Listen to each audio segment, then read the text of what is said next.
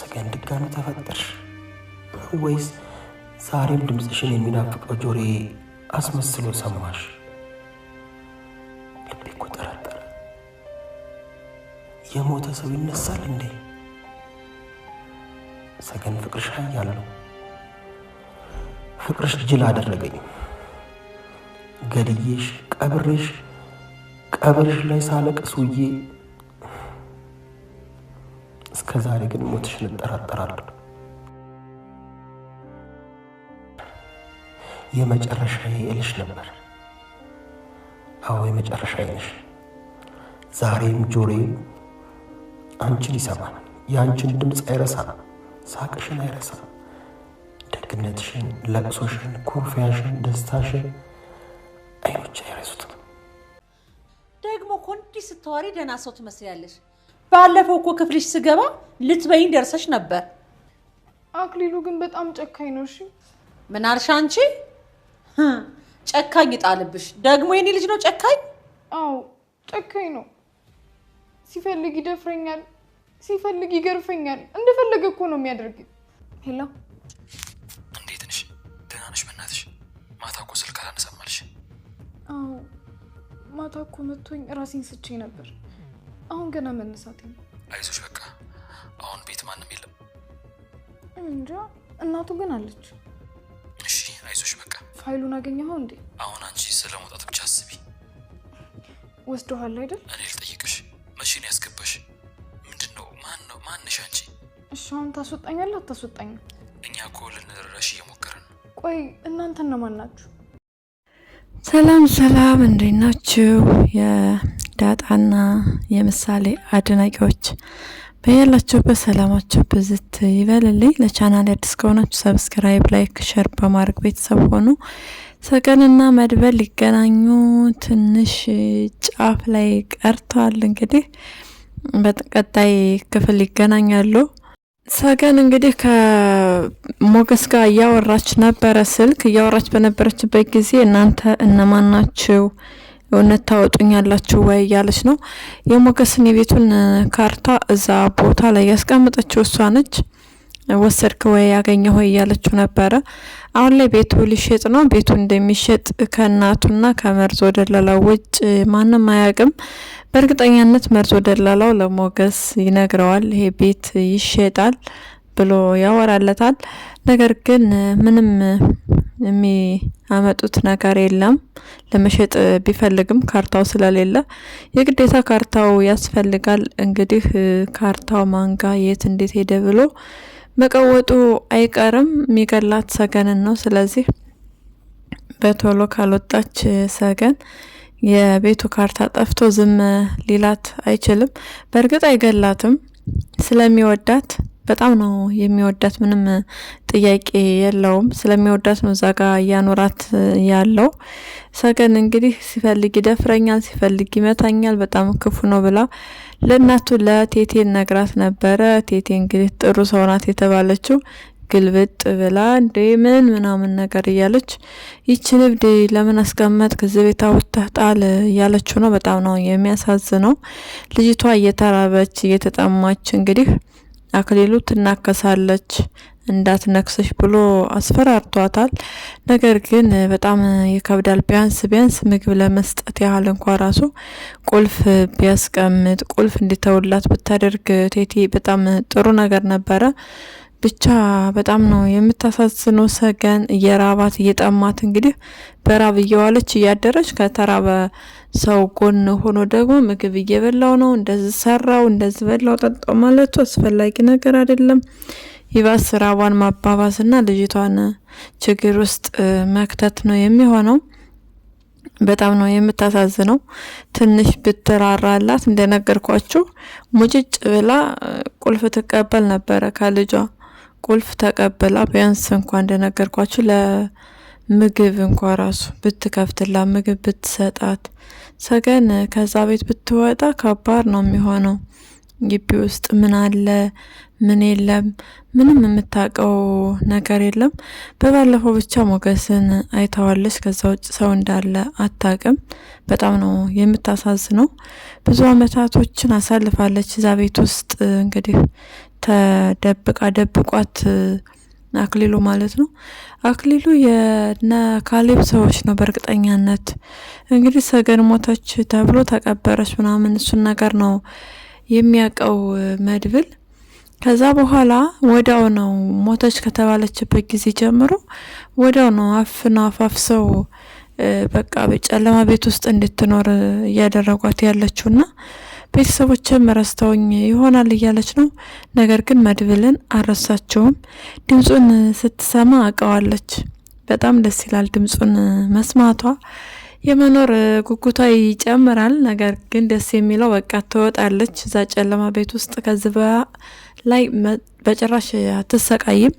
ልክ እንደ ሉላ ታስታውሱ ከሆነ ሉላም እንደዚህ አይነት ህይወት ነበር የምትኖረው። በእርግጥ ሉላ ለመዝናናት ወደ ዱባይ ይወስዳታል፣ እንዲሁም ይወጣሉ።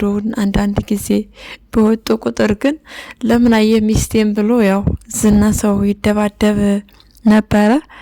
ደስ የሚለው ሉላ ራሷ እንግዲህ ወጣ ነበረ። ከዛም ተመለሰች። ከተመለሰችም በኋላ እንግዲህ ማሳጅ አርግልኝ እንደዛ አርግልኝ እያለ ሲበጣጠስ ጭንቅላቷን በመደንጎሪያ ነው እንግዲህ ደብድባው የወጣቸው። በጣም ደስ ይላል። ጀግና ሴት ብያታለሁ ሉላ የሆነት። ምክንያቱም በእንደዛ አይነት ህይወት ውስጥ ከመኖር በጣም በቃ አንዳንድ ጊዜ የሆነ ጉልበታችንን መጠቀም መቻል አለብን። መፍራት እስከመቼ? ፍርሃት ጥሩ አይደለም። አሁንም ቢሆን ሰገን አክሊሉን እንግዲህ በለስላሳ ጠርሙስ ብታገኝ ጭንቅላቱን ብትጥለው መውጣት ትችል ነበር። እቴቴ እንግዲህ ከአክሊሉ ምንም አልተተናነሰች። ጥሩ ሰው ናት። ቢያንስ በር እንዳይዘጋባት ትረዳለች ብለን ጠብቀን ነበር። ነገር ግን ግደላት ብለው ራሱ ይገድልሻል ልጄ ምናምን እያለች ተስፋ የሚያስቆርጥ ንግግር ነው እየተናገረቻት ያለችው። እንግዲህ ዞሮ ትወጣለች ሰገን፣ ምንም ጥርጥር የለውም። ከመድብል ጋር ሲገናኙ ስሜታቸው ምን ይሆን? በጣም ከባድ ነው። መድብል እንግዲህ አለምን ታገባለህ ብለውና ብሩክ ጫን እያሉት ነው። ብሩክ በነገራችን ላይ ምኑን አልተው እንጂ እንዴ ብሩኬ ጥሩ ሰው አልነበርክ እንደንተ? ቆይ ሰውን ከመቼ ወዲህ ነው አስገድዶ ታገባለህ በግድ ያገባል ማለት? አለም ደግሞ ደስ እያላት ነው። እንኳን ሞተች እሰይልል። መድብልን በቃ ጀግና ካገባው አፈስኩት ልጅ ባናቱ ነው ሞልድለት እያለች ነው። አለምዬ እርምሽን አውጪ፣ አንቺ ለመድብል ምርጫው አይደለሽም። እንግዲህ የሞከረ ነበረ ሊወድሽ፣ ግን ደግሞ አልቻለም። ስለዚህ አንቺ ዞር ብለሽ የሚወድሽን ሰው መፈለግ ነው እንጂ አንቺ ስለወደድሽ አንቺ ስለፈለግሽው ብቻ የፈለግሽውን ነገር ታገኛለሽ ማለት አይደለም። ቅድስትም ታገባለች ብላ ሽርጉድ እያለች ነው። ደስ ብሏታል። ምንም በቃ ማድረግ አይቻልም። ዳጣ የወንድሟ መከታ የመድብል እህት ዳጣ ዲጥጥጥ በቃ ትለያለች እኮ እውነት። ዳጣ በጣም ትለያለች፣ በጣም ትቻያለች። ዳጣ የጀግና አለምንማ ያገባም እንዴ ምን ሆኖ ነው ምናምን ብላ ቅውጥ። ቅድስት ደግሞ እንዴ ያክስቴ ልጅ እኮ ነች። ያክስትሽ ልጅ ብትሆን ገና ለገና ታዲያ መድብል ይችን ማግባት አለበት እንዴ? አረ ትክክል ነሽ እውነት ዳጣ ያልተሳሳትሽም። ይች አለም የምትባል ዝሆንማ አያገባም። እንግዲህ አስባችሁታል? አለምና መድብል ቢጋባ ዳጣ እዛች ቤት ድርሽ አትልም። አንደኛ በቃ እንዳትመጣ ነው የምትከለክላት። አለም ሰው የምትወድ ሰው አይደለችም። ምሳሌን ራሱ ትጠላት ነበረ። ምሳሌ ልትጠላት ትንሽ ሲቀራት እንግዲህ ከዛ በኋላ ታይ ተብላ ተመክራ መድብልን መክሯት በቃ በባልና በሚስት መካከል አትግቢ ተብላ ለመድብል ስትል ትንሽ ለመሻሻል ሞከረች። ምሳሌን የወደደቻት ለራሷ ስትል ነው። ቅድስትና ብሩክን ስላስታረቀች እሷንና መድብልንም ታግባባለች፣ ታስታርቃለች። በዛ ሰበብና ምክንያት ነበረ። ነገር ግን አልተሳካም። ምሳሌ ንጹህ ልጅ ናት። በነገራችን ላይ ለማስታረቅ ሞክራ ነበረ ብሩክና ቅድስት እንዳስታረቀችው።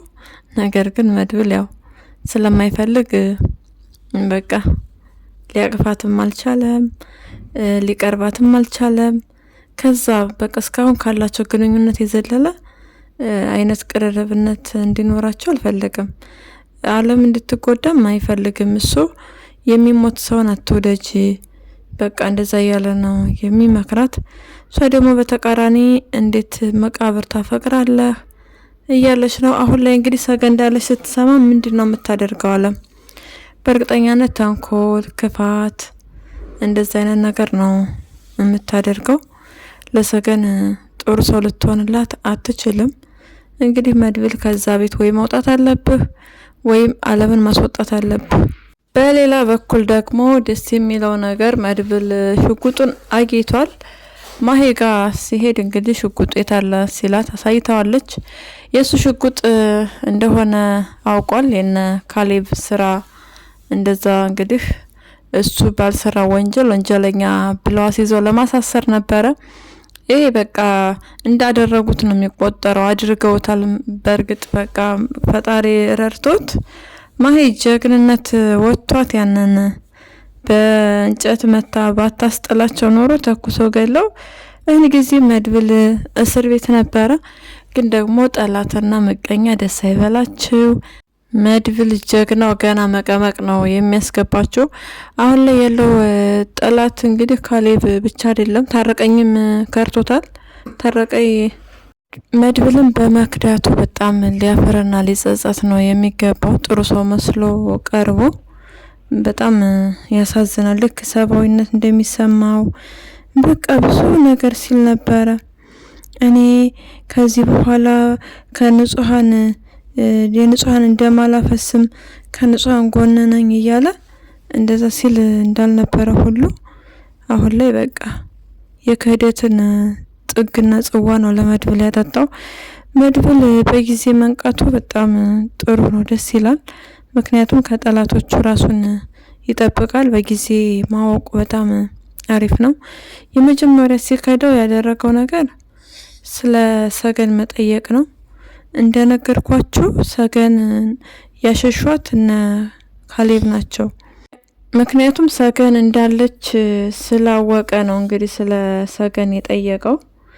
እሱ ግን የሚያውቀው እንደ ሞተች እንደተቀበረች ነው።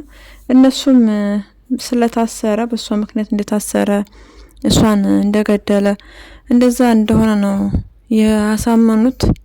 ዞሮ ዞሮ እውነታው እየወጣ ነው። በጣም ደስ ይላል። መድብል በርታ፣ ጠንክር።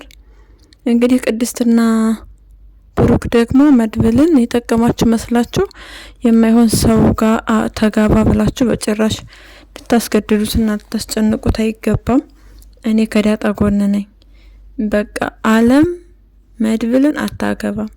ለሷ ሌላ ለምን አትፈልጉላት? መርዞ ደላላውን ታዋረው፣ እሱ ይፈልግላታል። ለሷ የሚሆን ባል አይጠፋም እኮ። በ30 ሺህ ብር ቤት ሙሉ የቤት እቃ ያለው ያለ መከራየት የሚፈልገው ሰው በቃ እሱ ነው ለሷ የሚሆነው። በጣም ይግባባሉ፣ ማቼ ያደርጋሉ። ስለዚህ እንደዛ አይነት ሰው ነው አለምዬ ማግባት ያለባት እንጂ መድብል እንግዲህ ፍቅረኛው ተገኝታለች አለ ምንም ማድረግ አይቻልም። መርዞ ደላላውና ኤፍራታ ደግሞ አቤት ፍቅራቸው በጣም ነው ደስ የምትሉት። እኛ ራሱ እየቀናንባችሁ ነው። መርዞ ደላላው በጣም ነው የሚቀናው። ኤፍራታን ይወዳታል፣ በጣም ነው የሚዋደዱት። ግን ደግሞ እሷም ትቀናለች፣ እሱም ይቀናል። በተለይ እሱ አቤት የደላላ ነገር ደግሞ አክሊሉን እኮ እንዴት እንደሚፈራው እንዴት ነው የሚያደርግህ? በር ትተህ ቆይ በግንብ ነው እንዴ የምትዘለው? የደላላ ነገር በግንብ ልትዘል ነው እንዴ? በጣም ነው የሚደነባበረው። አይገርምም? አረ ቆፍጠን በል መርዞክ፣ ምን ሆነሃል? ወንድ ልጅ አይደለህ እንዴ? ቆፍጠን ነው ማለት ያለብህ። ለማንኛውም ለዛሬ ያስኩላችሁ ቪዲዮ ይሄንን ይመስላል። በሌላ ቪዲዮ እስክንገናኝ መልካም ጊዜ እንዲሆንላችሁ ተመኘው። ለቻናላችን አዲስ ከሆናችሁ ሰብስክራይብ፣ ላይክ እንዲሁም ሼር በማድረግ ቤተሰብ ሁኑ። ሀሳብና አስተያየታችሁን ደግሞ ኮሜንት ላይ ጻፉልኝ። ስለምትከታተሉን እናመሰግናለን።